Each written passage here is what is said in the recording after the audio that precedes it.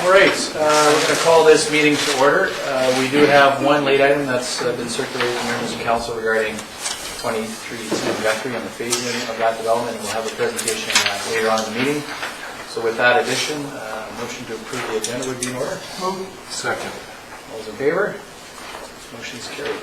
Before we hear our first delegation, I just wanted to welcome our special guests this evening. We have Mayor John Douglas and also Chief Administrative Officer Ken Watson here from the City of Port Alberni, and they met with myself and the CAO this afternoon, and we shared some ideas and discussions around community planning and solid waste management, and also restoration programs for commercial properties. So they're here just to bring some greetings, and I'll ask Mayor Douglas if you want to come forward to the podium, and I'll meet you there, and you're going to talk a bit about a special thing happening in your community this year. I'll give you some town pins, and I know you're going to... thank you very much. Thanks for coming. So you have the floor, and I'll let you carry on. Thank you. Hi, everybody. We won't take up much of your time. We just came over because we know what a wonderful community you have over on this darker side of the island. We wanted to visit, and like your mayor said, we wanted to share some ideas and just sort of look at some other councils and see how you meet, and at the same time extend an invitation to all of you to come over and visit Port Alberni, to visit our councillors and our chambers and share some ideas. Like we said, we discussed a bunch of various things, like we're just thinking of working in towards a secondary suite bylaw so we can learn from you, and we're moving into a kitchen waste program in our community, which I understand there's some interest in over here. And we just introduced an automated garbage system for picking up our garbage, which is working really well. So there's a lot of things we can share ideas on. So just wanted to mention that. And then also we're celebrating our centennial this year. It's 100 years since Port Alberni was incorporated as a community. So I've got a little poster here. I was wondering if I could leave with you. And we've got some centennial pins that I'll pass around all the council. And, Thank you. We'll make sure that'll be that. that'll probably place in our council. Thank you very much for passing through. I'll see you.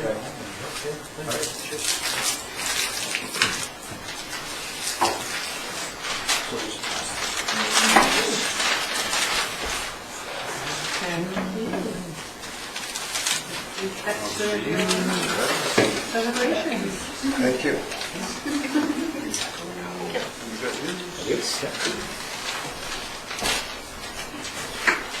Hi. Hi, thank you. Thanks very much. Ran into him on the road. So, yeah, thanks very much. Thank you, Mayor Douglas and Chief Administrative Officer Watson. I appreciate you being here. And as I told them, I said all our meetings go like clockwork, so you're on observation tonight. So we'll see what happens. So with that, we'll carry on with our agenda. And we have our delegation this evening is Mr. Jim Agius, who's here to answer any questions that council may have regarding 23 Guthrie Road, the rezoning and development permit application. Welcome, Mr. Agius. Thank you. Your Worship, councillors. Since our last presentation a few weeks back, there's been no significant changes. So I don't have a presentation for you tonight, but I am here to answer questions and discuss any of the any questions you may have about the rezoning application of the development permit application for 23 Guthrie. Okay, Thank you. Any questions at this time from members of council? Councilor Price. And nice to see you. And there's a lot of great things in this plan. The green standards, and you've worked very hard on it. And you've probably seen the APC's comments. Yes. Yes, thank you. My question was on the noise levels. And first of all, 45 decibels. What would be an equivalent sound that would be 45 decibels? Well, a good way to compare it would be regular household noise. It's classified as 50 decibels. So 45 is pretty low.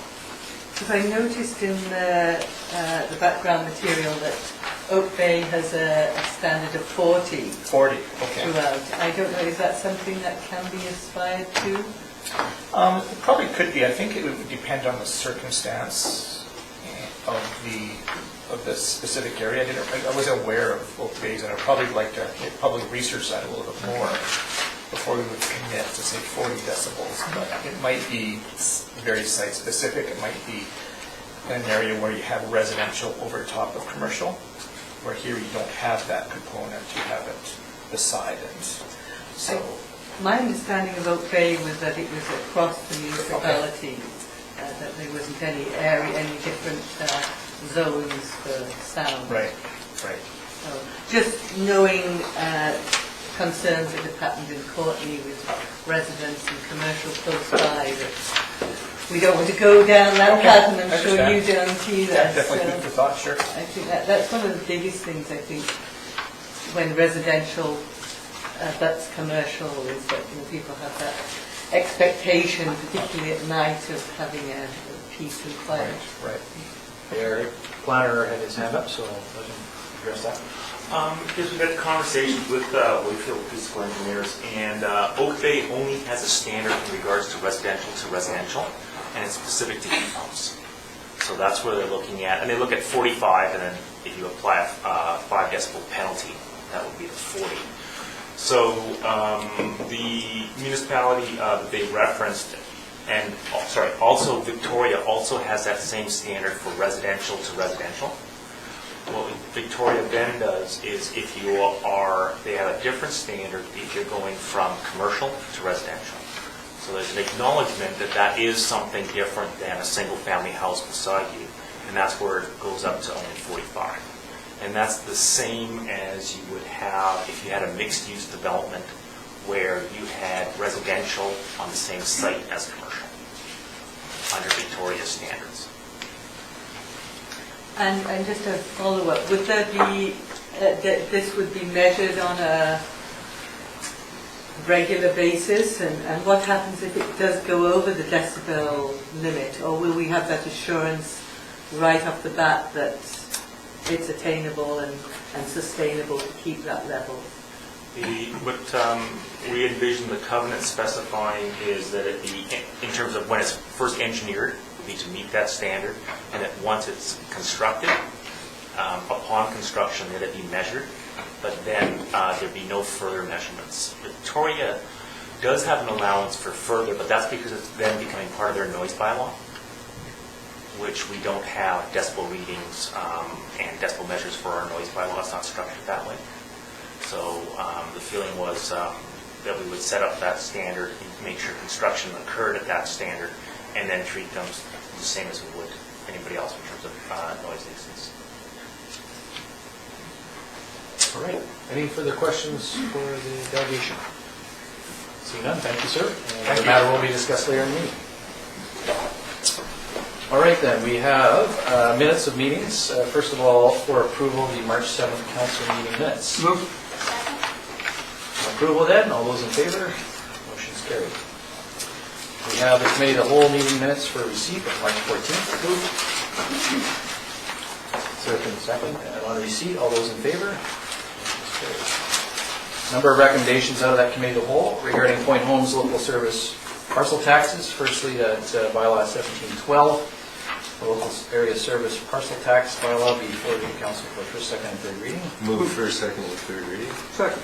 Any discussion? All those in favor? Motion's carried.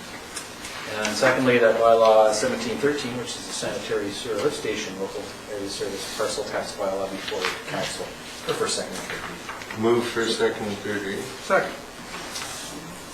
All those in favor? Motion's carried.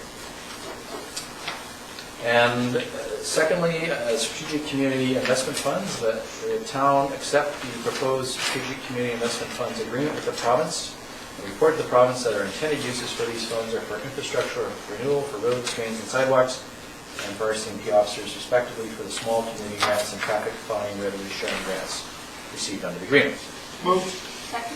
Any discussion? All in favor? Motion carried. Third recommendation of the committee of the whole was that the draft police protection, marina, garbage, water, and sewer budgets be included in the draft 2012 to 2015 financial plan, with the addition of $25,000 per year for the years 2012 to 2015, community gas tax funding for the continuation of the voluntary water metering program. Move that. there a seconder? Second. Discussion. Councillor Tom Brett. Well, I've got several things to say on this. I guess the first thing I want to say about it is that we spent a considerable amount of time putting together a strategic plan. And included in our strategic plan was, what we wanted to unfold here in the next 3 years. We didn't include any furthering of the water metering program. We haven't seen the final budget. We don't know how our wish list is going to be funded, and I know a lot of what we were going to do was going to be funded through gas tax money. We just received some money today from the provincial government, $400,000 to redo the tennis courts. We're going to need gas tax money for that. And here we are, we're going to be spending $75,000 of our gas tax money, and we don't know how we're going to fund our wish list. And it wasn't in our strategic plan, so I don't even know why we're considering this at this time. Second of all, nobody here campaigned on furthering this water meter program. We talked about, or some people talked about, we had a pilot project and we wanted to, that's what we spent our money on, was a pilot project. There was no further money in the capital budget through year 2 to 5 or 2 to 6 to spend any more money on water meters. And now here we are, saying that, we just want to continue on with a voluntary water meter project. We had budgeted money in 2010 for 400 people who weren't meter ready to come on water meters. And I think we got, 60 responses? So those that voluntarily wanted a water meter at their house had that opportunity in our year 2010-2011 budgets. Why we're going to be spending more money on this when it's not part of our strategic plan, we don't know how we're funding our strategic plan, and we're spending gas tax money that we don't even know that we have. So I'm not going to be in favor of this at all. And it's lumped in there with the other budgets, so I don't know how we're going to do this, whether we're going to pull this out or what we're going to do. So. Okay. Further discussion? Councillor Swift. Well, while I was in support of this last week, having considered it over significant hours in the ensuing days, I'm not in favor of it any longer. And although I'm in favor of water meters generally, and I think that the province will eventually go that way, I'm in favor of it for conservation purposes, and I'm in favor of it because it's user pay. But having said that, I'm thinking that devoting money to this probably is not the way to go. It's not a significant enough amount of money to service a significant many more people in the town. So we wouldn't be moving any closer to having the whole town done really in any significant way. So perhaps the money would be better spent in other ways. And having said that, people can volunteer for a meter and then not go on the metered rate. So you've spent the money to install the meter, and then there's no obligation for them to follow through. So that concerns me a little bit. Well, concerns me a lot, I guess. So I'm no longer in support of spending this money on water meters, but I would be in support of the town continuing to install water meters if people request them, but at the owner's expense. Just one point of clarification. Councillor Grant mentioned something about gas tax money in connection with the tennis courts project that was announced today. Is that eligible for gas tax money? Don, I defer to you. The three objectives of the Community Works Fund are cleaner air, cleaner water, and I guess reduced greenhouse gases.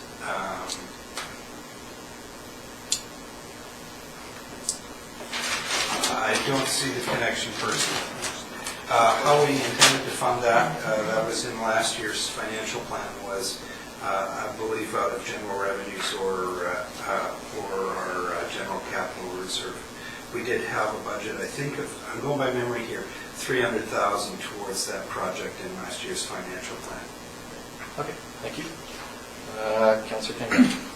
Yeah, I was, when this first came up last week, last week, I guess I mentioned that this was not part of our strategic plan, and a lot of the things that we put on our strategic plan with regards to walking trails, sidewalks, northeast woods, mapping, even so much as possibly our boardwalk down at the marina were all things that we put in, and the plan was to use a lot of the gas tax money to fund a lot of those. When we take gas tax money out to do this, we either have to raise taxes to make that work, or we have to shorten our goals. And if that means, I know Councillor McKinnon was really keen on a walkway up around the golf course. Well, that money is coming directly out of that budget to make this happen. So I think our strategic plan was put in place for a reason. It's supposed to guide us through the next year or two, and this wasn't part of it. And I think the time, if you wanted to do this, was then, not now. So I would agree this is not why a good use of the money that, according to the plan that we have. Councillor Tom, your hand. Yeah, I just want to, my apologies if we're not funding the tennis courts. That was a conversation I had with staff today. If we're not funding it with gas tax money, I thought there was money coming out of there. Councillor Swift talked about water meters and water conservation. I'd just like to point, I don't think anybody here has your draft financial plan for 2012, but I can tell you, if you look at page 29, when you go home tonight, you'll notice that our actual consumption of water last year was 2,243,000 cubic meters. This year, after spending $1 million on water meters, we're now budgeting for 2,450,000 cubic meters of water, a 5% increase. What's going on? You know, we're spending money to conserve water and budgeting to spend more money on water. I think we got to sit back for a year or two and really get a handle on what we're doing with this, because it's, gas tax money isn't monopoly money. It's real money that we can use for real projects that are going to benefit the town, not further somebody's ideology. So I'm not in favor of this, in case you didn't know. Well, to be fair, we did discuss the budget forecast for water consumption last week at the committee vote, which you were able to attend. However, I would also point out that the strategic plan, in addition to some specific directions, also refers back to and always emphasizes our core services, which include water, sewer, garbage, parks, recreation, and so on. So although our strategic plan does identify some of the directions, there are always the core services that we have to be mindful of, and the conservation strategies, as have been mentioned. We did spend about $1 million on water meters, and I know that our budget over 2 years is roughly $1.4 million. So I guess the one other question I have for Director of Finance, in round figures, what is the availability of gas tax money currently? I know you're going to provide a report, but I understand that it's a significant sum. It really all depends on which items in the upcoming financial plan, the capital plan, are drawn from the Community Works Fund. We probably have, order of magnitude, roughly speaking, about $2 million left unspent. That's not allocated. Pardon? That's not allocated yet. No, some of that is allocated. Right? You've allocated, I believe, $300,000 to reduce to a project that would reduce garbage output. You've allocated $400,000 to I&I projects for sewer. You allocated $400,000 for water meters, of which we've spent only a small bit. So I think about 125 or 150 so far. So much of it is allocated. But you'll have a full report on next week's Committee of the Whole. And I know that we've been very careful over the last number of years under the program to make sure that they are eligible for funding before we apply them. And that is an important point, is that we can only spend them on certain things. As you mentioned, the general parameters, and it's perhaps regrettable that we can't spend it on other things that many communities have asked about in terms of just repaving roads. But they have to have a component, clean air, clean water, and reducing greenhouse gas emissions, so that's the criteria we're working under. And the agreement runs through to 2015 through EBCM and the federal government. Councillor Price. Yes, thank you. I know when we were discussing setting the rate for metered water, and there was a lot of debate, and one or two councillors did raise the question of fairness if other people couldn't have a meter if they so choose. So my understanding of having this amount put into the budget was to cover that fairness element, that it is a program that's being offered by the town, it was a council decision, and a program offered by the town, and that whole aspect of fairness that was brought up, I think that is the reason I will support it, that it allows individuals who choose to be part of the program to actually choose. So in fairness, I will support it. Councillor Swift and then Fletcher. I agree fairness was part of the original, or I think user pay is part of fairness. However, people have been given ample opportunity to take part in this. And I think this was always identified as a pilot program, and we've seen many pilot programs in the province that have a limited life, if you like, the toilet rebates, the hydro programs, and so on. And people in the community here had a chance to exercise their choice in if they thought that this was going to be a fair choice for them. So I don't have a problem. I mean, I do have a problem. What my problem is I think they should still have the ability to get the meter. I just think they need to pay for it. And then that will give them the option, which I think kind of levels the playing field for fairness. Thank you for that. Councillor Fletcher, I think you had your hand up. Thank you. I think the fairness principle does come into it, and until such time as we set a metered water rate, I think a lot of members of the community weren't aware of what a water meter how it might impact them. So that's why I support allowing some monies in the budget for this. We also noted last week that there are many multi-families units that have not been metered, and that alone would cost nearly $15,000 for a single-family unit to be metered. The staff indicated to us that we had 3 requests already in the last week after the metered water rate was announced. So people are still wanting them.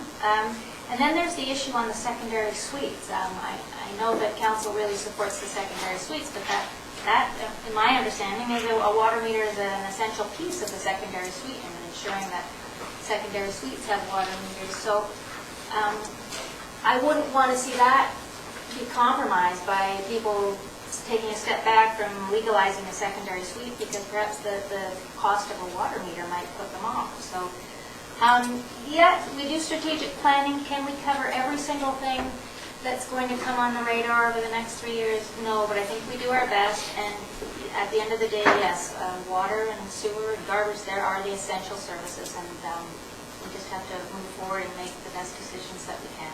So I would certainly support this. Thank you. It's just going to mention, I think I mentioned this committee whole last week, that this recommendation, if it passes as is or with amendments perhaps to it, will go forward, of course, in the full budget process. We're taking further steps towards budget discussions next week, and then ultimately the budget has to be approved by the middle of May. So although these are drafts at this time, these things can change right up to and including the middle of May. So if this motion passes, either as is or as amended, the final decision will be made by council on the whole package by the middle of May. Councillor Swift and Councillor Kendra. I just need clarification on the secondary suite issue. Are secondary suites required to be metered? CAO, I think, can refresh our memories on that. We have included them in the metering program, and last year as part of the voluntary metering project, we were putting meters in place as the secondary suites were approved. Okay, so even though they have a meter, they still are not obligated to go on a metered rate. Correct. Councillor Kengran and then McKinnon. Yeah, so we allocate, we have about roughly $1.5 to $2 million in our gas tax fund. Our strategic plan, we could spend that and still be wondering where we're going to get the rest of the money for what's already in there. So, you know, I think we should stick to that. And I think when you talk about fairness on this, at some point in time, you have to look and say, we're throwing good money after bad, and I think it's time we stop doing that. And we start getting this back into where we've decided we would already spend money, which was on our walkways and other things that have already been mentioned. Yes, of course, in those walkways and boardwalks, we haven't really got a sense of the magnitude of those levels. We'll probably be spending some time this year on design and costing of those, so we will not even know through this process of budget what those are going to cost. I mean, certainly there will be some cost to it, of course, but we have no idea of order of magnitude at this time. And, of course, eligibility towards gas tax money. Councillor McKinnon. Councillor Swift mentioned that the pilot projects have a limited life, and perhaps that's the problem here, is that it's never been identified or defined how long this pilot project was going to go. And I think until that time, it's unclear for taxpayers to make decisions until the lifespan of this pilot project has been defined. It's been open-ended, and that's led to unclear decisions on whether to continue or not. Councillor Tom Grant. To my understanding, it wasn't open-ended. We had a pilot project that's over with. We have a memo, or I have a memo at home that I think Don did up in 2009 that said the full rollout of this program is going to be $10 million over 20 years. And now we're treating this like a running toilet. You know, there's just more money going down the drain. We've already put $1 million into this, and we decided that we were just going to use that $1 million or $1.5 million as a pilot project. The pilot project is over. Now, you guys, it's like the running toilet. There's now more money going down the drain, and that's what this $75,000 represents, the running toilet to me. Unless you're prepared to go the full $10 million, why are we wasting another $75,000? Councillor Swift. Well, I think the other part of the problem here is we can still spend this $25,000 and not be guaranteed that people will choose to go on the metered rate. So we really haven't gained anything. All right, I think we've gone around the table for the most part. Is there anything new to the subject? Okay, so this time the motion is on the floor for a vote. I'm wondering, if Yes. I may, Yes, if you we may. could remove the water from this motion, pass the rest of it, and then perhaps deal with that as a separate issue. Otherwise, we could get bogged down. Sure, well, there's a couple ways to go about it. One is to move to eliminate the amendment that we added, basically the words after financial plan. That would be one way to do it. If there's a will of council not to proceed with that additional $25,000 for the water rating program. And that would allow the draft budgets for all those areas to go Okay. forward. Fair enough. That's certainly a way to do it. Yeah, I'll make that motion. Okay, on the amendment, so to delete the words after financial plan, which started with the addition of, et cetera, right to the end. And second for that amendment, please. Any further discussion on the amendment? Seeing none, are you ready for the vote? All those in favor of the amendment? To remove, just to be clear, to remove that wording. So the $25,000 for years 2012 to 2015 would not be included in the draft plan. So- Sorry, just to clarify, we're Yes. separate, we're not removing. No, we're talking about amending the motion to take it out. Okay? I mean, that's, you could vote on it separately, but it would be to the same effect. Right. That wasn't the motion anyway. The motion was to just You want it remove the separate? wording. You want to just... No, I just wanted to remove, as we did. Okay. So the amendment is to remove the wording so that if this amendment passes, the only thing that would be then voted on is the motion, which would be the draft police protection, marine out garbage, water, and sewer budgets be included in the draft 2012 or 2015 financial plan. Okay? So on that amendment then, all those in favor 3 in favor. Those opposed? Opposed, so that amendment is defeated. Those words stay in there for the time being. On the main motion then as amended, any further discussion? Or not amended, sorry. On the main motion as was coming out of the committee of the whole. All those in favor? Those opposed? 3 opposed, motion's carried. All right, thank you for that discussion. We will move on to the Courtney River Estuary Management Plan. That the CVRD be advised the town's involvement in CREMP, as it's known, is limited to informal staff technical input on the town's regulatory and infrastructure servicing system as it relates to estuary protection, including development permit area guidelines. Move. Second. Any further discussion on that item? Yes. I just had a question, and this may have already been dealt with, but there was a talk of inviting regional district representation to give us a presentation on the Courtney River Estuary Management Plan and the ability to ask questions. Is that still happening? Not at this point, no. It was a staff level review, and of course it has been reviewed at the regional district as well. Now, if you want the regional district to come and give us a presentation on it, I'm sure they would, but we basically, this motion would say that we'll just stay involved on an informal basis. So, yes.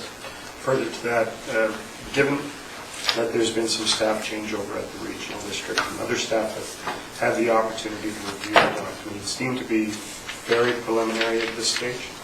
And I think maybe in the next iteration, when the document's more complete, there will be an opportunity to receive information. Great, because I know the initial request was for our comments on the actual management plan.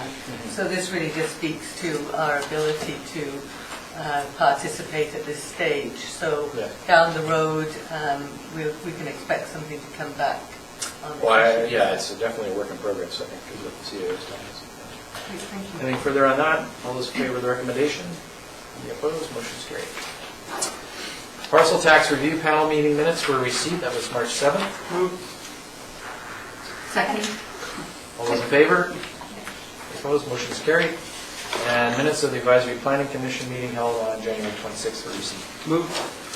Second. Any discussion on those minutes? Seeing none, all those in favor? Motion's carried. We'll move to page 23, management reports under unfinished business, and that's essentially for receipt. And Councillor Fletcher was mentioning that they're expecting a report in May at the Regional Solid Waste Management Advisory level, board level, sorry, on the kitchen organics, and we'll probably be sharing some more information with our counterparts at the City of Port Alberni on some of their programs that they've been doing. Do we need to receive that, or is it good? Motion to receive it, thank you, yes. Move. All those in favor? Motion's carried. And yes, the CAO and I met with KFM representatives and we're continuing to work on the MOU. All right, so we're now at 2310 Guthrie, and our planner does have a brief presentation on this, so I'll allow him to take the floor before we consider any of the readings of that bylaw. Do you have it, sir? Thank you. This is in regards to the supplementary report that you received today. So this is an addendum to the report that's later on the agenda in terms of the rezoning and development permit for the commercial and single-family development at the corner of McDonald and Guthrie. So single-family lots are right here. Those would be fee simple. That would then subsequently create essentially 6 fee simple lots plus 1 remainder fee simple lot. The applicant has advised us that he wishes to proceed with the development of the commercial property in phases, and those phases are outlined here. Phase 1, 2, 3, 4.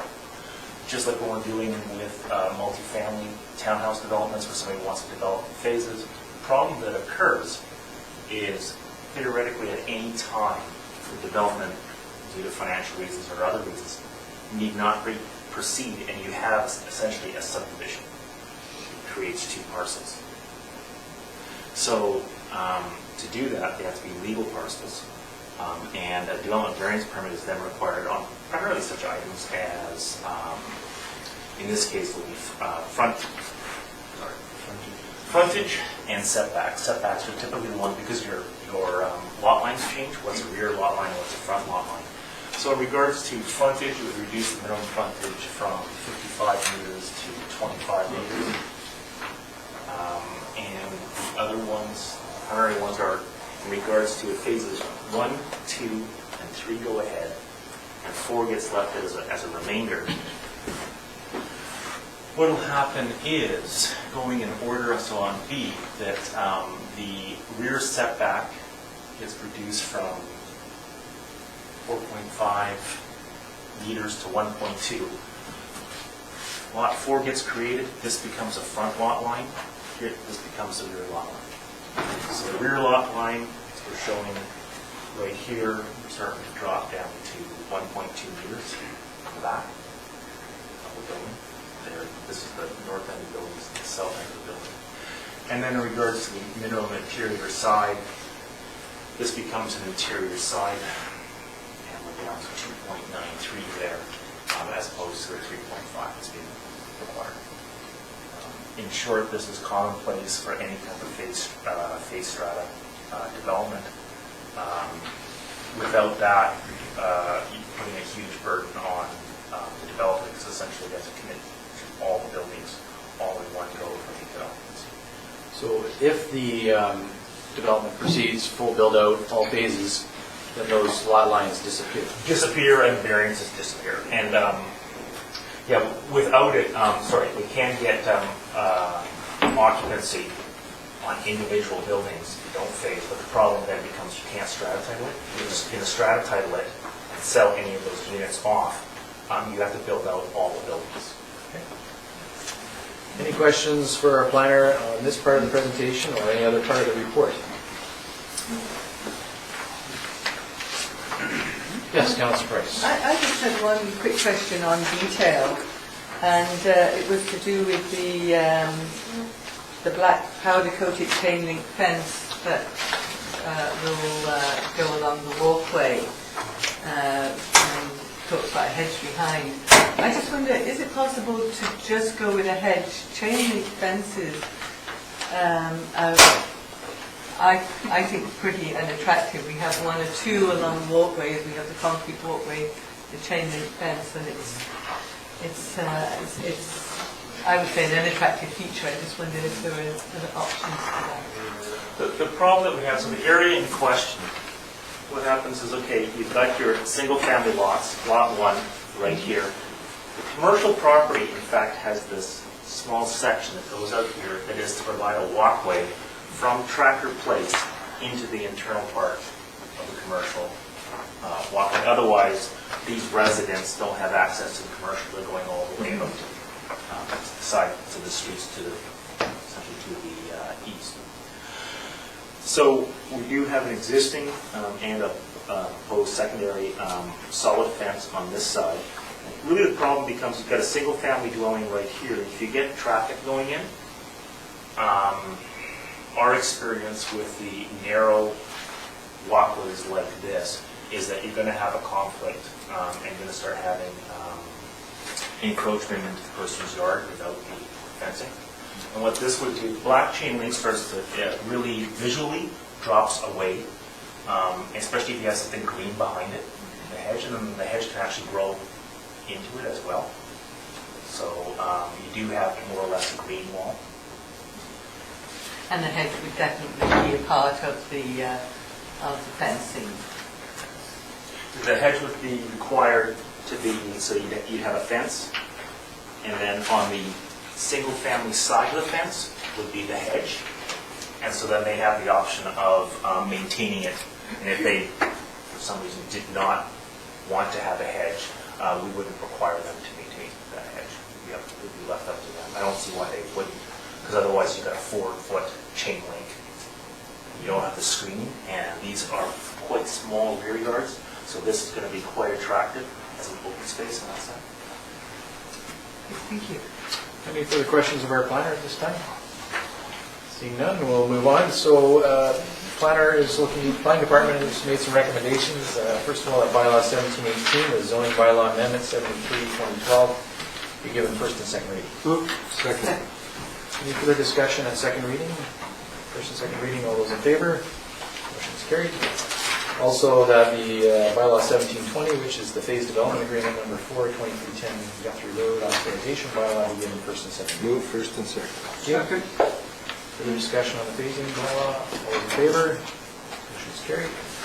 And lastly, a public hearing is scheduled for both bylaws. Move. Second. Moved and seconded, all those in favor? Motion is carried. Understand that will be April 4th. April 4th as well. That'll be published, etc. Okay, great. So that completes that item.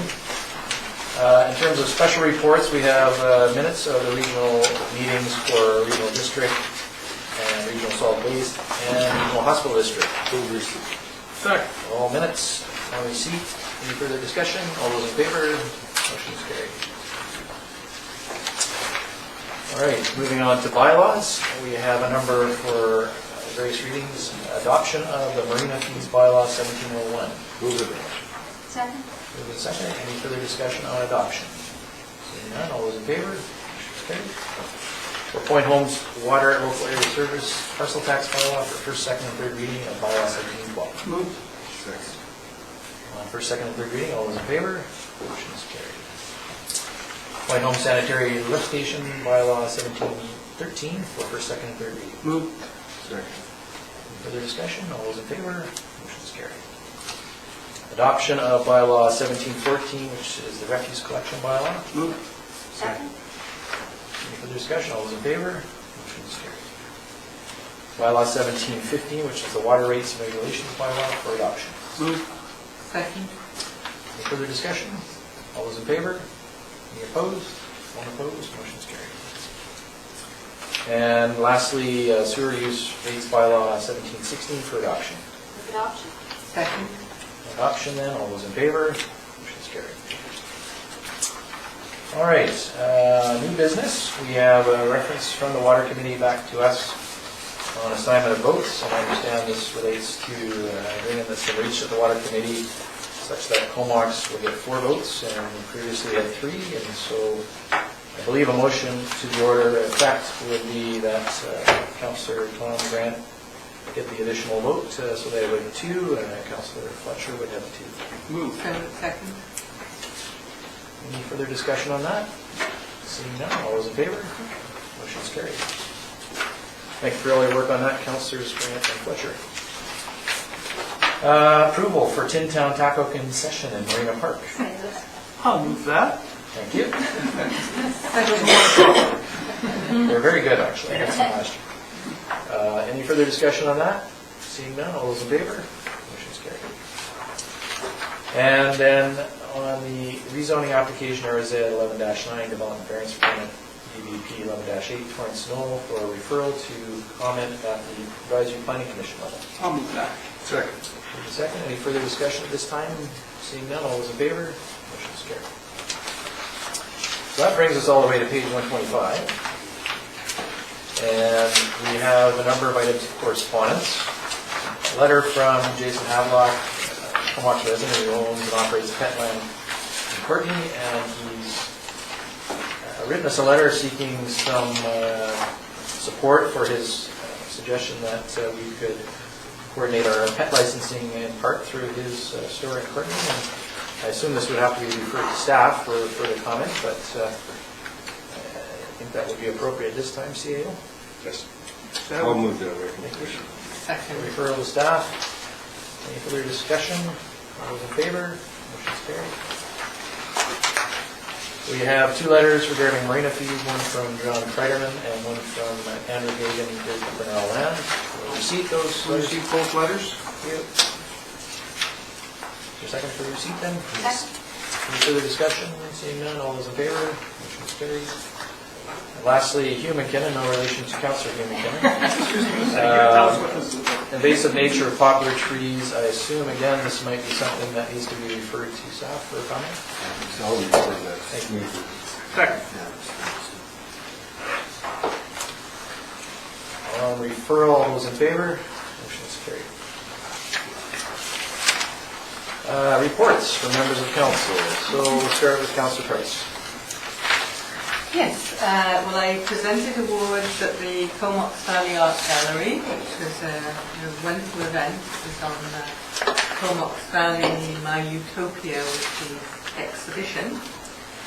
I attended the Comox Archives and Museum AGM. Very happy the mayor and Councillor Fletcher was also there. Cycling task force meeting, we had an extra meeting just to look at how the structure could work and the relationship of the task force to the cycling advisory committee and staff and councils and boards.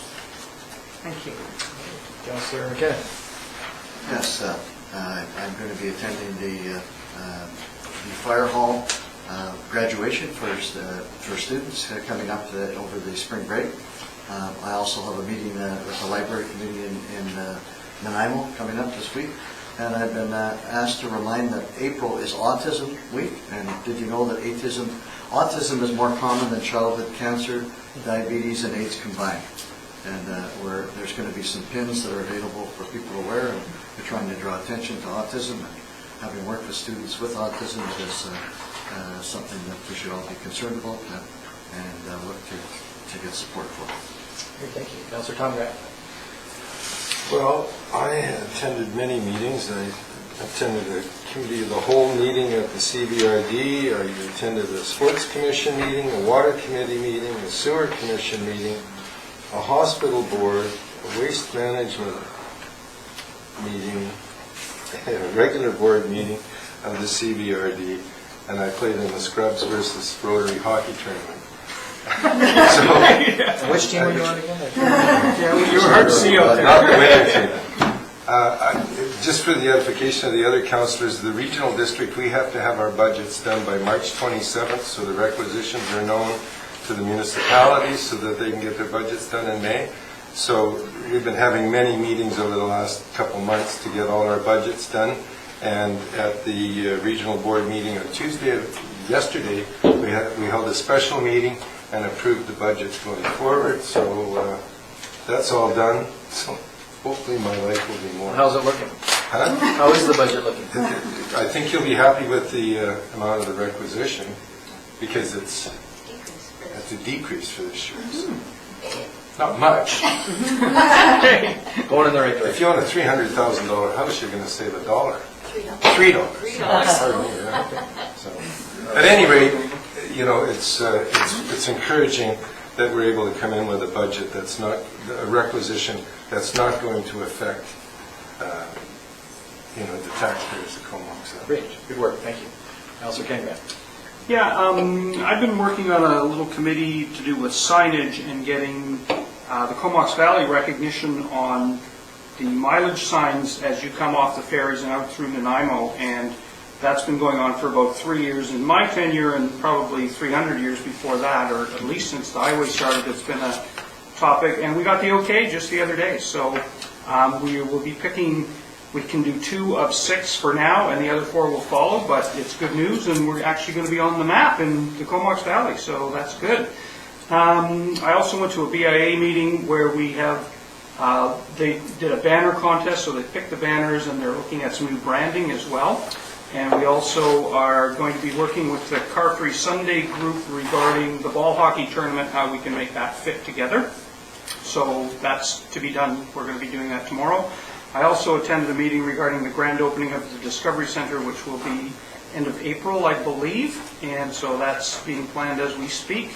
And also played in the St. Joe's and Rotary hockey game where I think they raised somewhere near $21,000. Paul was there and Tom played in it. Patty was there cooking salmon burgers, and so it was a really good thing. Yen and St. Joe's Foundation had done really well, and we all survived. I think, didn't we, Tom? Are you? I'm mostly still here. all right? Yeah. So, and that's what I've been doing. All right, great. Councillor Fletcher. Thank you. Since we last met, I attended the Comox Archives and Museum annual general meeting and ran their election process for them for their new board. So they new set of directors, and they're very excited about their newfound value. That was very clear. Then I left there and attended my first ride on the Team Comox Spin-a-thon that was held up at the Comox Rec Center, and That was a great event, and over 24 hours, well, it was 23 hours, because it was the weekend where the clocks went ahead, but I believe $7,000 was raised for Kids Sport, which is a great organization to enable underprivileged kids to attend sporting activities. And then on the 13th, I attended the sewer, the water, and sports committee of the whole. Financial plans all approved there. Sewer DCC bylaw approved. And thanks to Chair Tom Grant, we did get some movement on the voting issue at the water committee, and that was good to see that was resolved and move ahead now. And the solid waste meeting and the hospital board meeting last Thursday. The big issue probably coming out of that was the recycling concern and the recycling bins in our community that are slowly vanishing. I'd left a report in the reading binder for all members of staff to understand that issue, but I would certainly encourage everyone to attend the solid waste open houses next week, the 28th, Monday, here at Astaire for Comox. That's a real issue with recycling bins that hopefully we can continue to offer something in the community. And yesterday we had the special board meeting to start the approvals on the financial plan for the regional district, so it's been made, we've got it to third reading. And yes, it looks pretty nice for this year. Not too bad, a $1 decrease for every 100,000 assessment. And yeah, today got to attend at the tennis courts where the check was presented from our MLA, I'm afraid, for the works that we've engaged in. So thank you. All right, Councillor Swift. Okay, I attended the Philburg board meeting that took place 2 weeks ago, and they're going to have another one again tomorrow. So they're meeting frequently because they missed their February meeting. I also attended the Sewer Commission meeting, and I attended the Project Watershed seminar, information seminar that took place on a full day out at the Rod and Gun Club, and found that to be really interesting. And I attended the tennis announcements. Great. All right, I'll just report briefly on a few things. Attended the quarterly Island Coastal Economic Trust Advisory Committee meeting back on the 9th of March. A few projects are still proceeding through that, and no doubt we'll be looking at that source of funding for some of the projects we've been talking about at the waterfront and the community. Attended the Archives and Museum AGM and the talk there, I think it's Rick James, is it, from the author of Royston Rex, a very fascinating talk and discussion on some of the wrecks that are sitting there, of course, deteriorate now. And I heard today that part of the recreation funding that the MLA was handing out included the Royston Trail, which is in that vicinity, so that's good. I also participated, as Councillor Fletcher mentioned, the spin-a-thon. I got to do the cleanup batting position there. I got to spin for the last hour, and Mandy gave me a challenge to beat her time and CAO's time, and more importantly, the recreation director's time. So I think as I got off the bike, it ticked over. It was 31.1K, so I had to go pretty hard the last hour, or last 5 minutes just to get there, but great cause. And speaking of that, there is a hockey game this Saturday, 7 o'clock at the Sports Center to benefit Kids Sport. It's part of this group that's had a Comox versus Courtenay game last year, and we'll be doing the same again. And there's a trophy, hopefully, that we'll be able to bring back to the trophy case here, assuming that we win. We'll see how it goes. We want that back in. Yeah. I had to take it away today to get relabeled. So, Mayor's Lunch, I attended that with the other mayors and the chair of the RD, and talked among other things about bylaw enforcement and common concerns that we have in that regard. A photo op for the transit service, the express service between Comox and Courtenay. That's been up and running now since the 12th of March. And the hockey game for St. Joseph's benefit. And of course the funding announcement today, which I must commend here again our MLA for all the hard work he's put into it, and to our staff for putting together essentially a shovel-ready project on fairly short notice. Often these grant programs get announced. This one was announced during the UBCM last year. $30 million was put aside. We'll go to 98 projects now across the province, and we've got 3 of them in the valley, so that's incredible. And the total value of approved projects across the province is more than $70 million, so great leverage effect, and it'll certainly be well appreciated by the tennis players and by those who will use the outdoor fitness circuit The seniors were represented today by Charlie Richardson of Destaire, and I think it'll be a great tie-in with some of the downtown vitalization that we're going to be discussing as well. So, a great project, great timing, and really helped us in our budget process. We dealt with the late item already. Media questions at this time? Okay. Any questions from members of the public? Seeing none, a motion to adjourn would be in order. Those in favor? Motion is carried.